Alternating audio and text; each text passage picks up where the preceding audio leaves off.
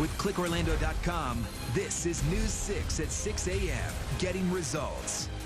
Now on News 6 Mornings, the list of buildings declared unsafe after Nicole is growing. What residents in Volusia County are doing to rebuild and get results. Good morning, Central Florida. You're watching News 6 Getting Results. I'm Jerry Askin in this morning for Amanda Castro. Right now, more than 50 buildings in Volusia County have been taped off and deemed dangerous. The Director of Public Safety says each building will have to get its own assessment done before anyone might be allowed back in. Breaking news overnight. Well, breaking overnight, 5 people are dead and 18 are injured after a mass shooting at a gay bar in Colorado Springs. Responding officers say they got numerous calls just before midnight. Got initial phone call at about 11:57 in the evening that there was an active shooting. Welcome back. As we're counting down to Thanksgiving, we should probably also be counting our dollars because this one is going to be expensive. You can thank inflation for that. Food was 0.6% more expensive between October and September. We all know that. It is a common analogy. College students living on ramen noodles and leftover pizza. We've all been there. But the truth is, between 20 and 40% of college students are food insecure. Carrie will be in the float before the big man singing her Christmas classic, "All I want for Christmas is you." All right, Jerry. I can't sing and not sing. Some pipes. Look at there. Here's a check out what's coming up next on News 6 Mornings. Plus, early voting begins this week in Central Florida. We're going county by county to make sure you know when and where to cast your ballot. Jonathan, thank you. And keep up with the forecast 24/7 with our free News 6 Pinpoint Weather app. Just search WKMG in your app store. The St. Johns River has receded just enough for State Road 46 to fully reopen, but not enough to let homes in that area dry out. There is still tons of dirty water in people's homes, and their power is still out in parts of Seminole County near Geneva. News 6's Catherine Silver continues to track Ian's impact. The crowning achievement of the governor's new election police, 20 ex-cons charged with voter fraud, some right here in Central Florida.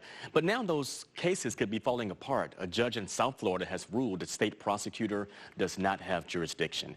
Our News 6 investigators contacted 2 local suspects. Both received voter registration cards approved by the state, even though they weren't eligible to vote. And right now, their attorney plans to cite the South Florida case as a reason for the Orange County cases to be dropped. And right now, Treasurer Roberts has more on this developing story.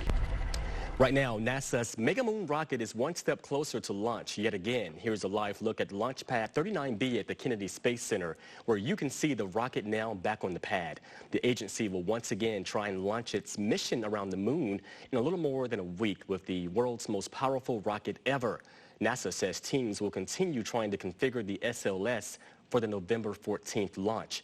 Your time now is 6:09. Candace Campos joining us now live in our Pinpoint Accurate Weather Center. Candace, I know you're tracking the tropics, but what can we expect today here in Central Florida? Fast-moving showers, just like yesterday. Well, it can be kind of warm as well, as temperatures will be back into the upper 80s.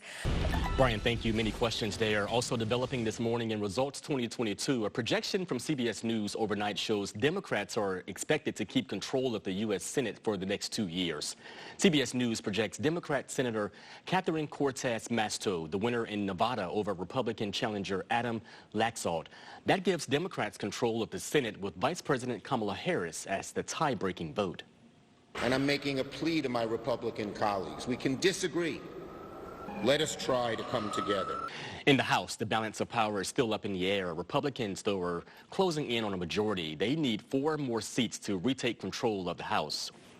Well, this weekend, crews continue to survey catastrophic damage along the coast. Beachside homes are very vulnerable right now. Some homes are on the verge of collapse after the ocean chewed away at the dunes and beaches beneath them. And this morning, we're getting new numbers on the cost of all of this damage in hard-hit Volusia County. Leaders say initial damage estimates have climbed to more than $481 million. It easily surpasses the damage done by Ian just a month earlier. Officials say at least 50 homes, condos, and businesses have been declared unsafe. Officials are also warning people to stay away from the beach and those crumbling homes. This comes after 50 properties were deemed unsafe yesterday. This weekend, we are celebrating and honoring all the men and women who are serving in the U.S. Armed Forces. Friday, there were dozens of ceremonies across Central Florida honoring Veterans Day, and yesterday, the city of Orlando capped it off with a parade.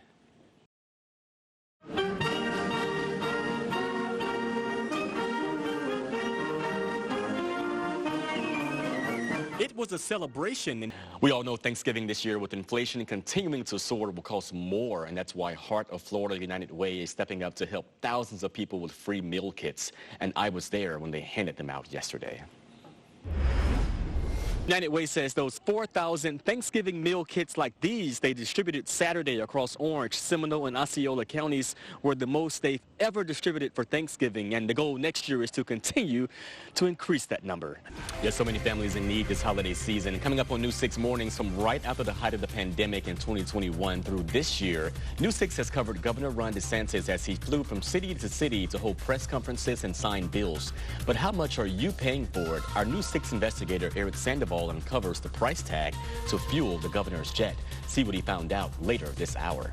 Plus, every year, no matter the circumstances, our generous viewers come through and help us make sure no angel is forgotten. Coming up next, a look back at last year's successful campaign and what's to come this year.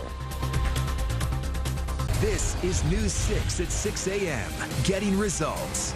Welcome back. We love showing you a bit about the Sunshine State's hidden gems, but as you know, Central Florida is way more than just the theme parks. So News 6 anchor and insider guide Crystal Moyer is here now with a unique attraction combining education with a bit of an adventure.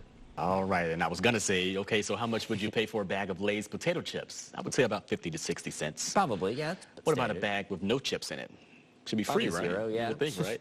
Well, high fashion powerhouse Balenciaga showcased these bags, which are inspired by the popular potato chips brand. The bags are based on its classic salt and vinegar and flaming hot flavors. They cost a little more than your regular bag of chips, according to news reports. The Balenciaga leather Lay's chip bag costs almost around $1,800. That's just, yeah, I'm just not sure. That's way too much, you know. I don't think it's worth it, personally. No. Thank you all for joining us this morning on News 6. Go and enjoy your Saturday. CBS Saturday Morning is next. And don't forget, we always break news right here at clickorlando.com.